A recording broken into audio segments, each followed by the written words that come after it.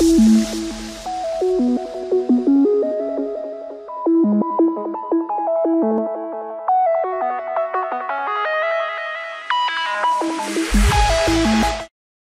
grande majorité de la France, elle estimait que Benzema ne devait pas jouer avec l'équipe de France, car il était mis en examen, et présumé coupable.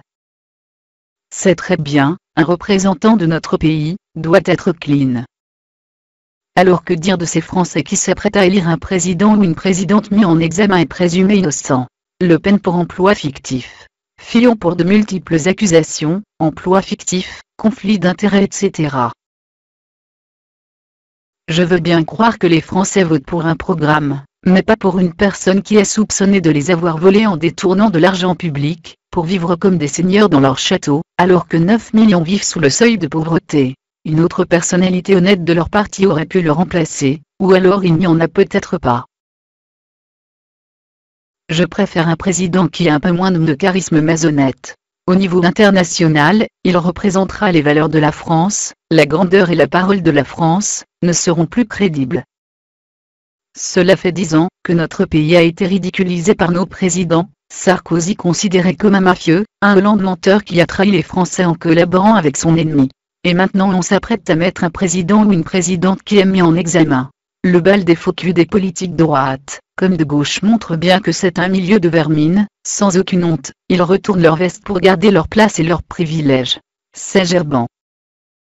La France représente la révolution du peuple, celle qui a chassé les riches du pouvoir, mais les Français sont peut-être en train d'élire un représentant, qui a été formaté par notre ennemi la finance et les riches. Les Français sont-ils assez bêtes pour croire qu'il va défendre les intérêts du peuple?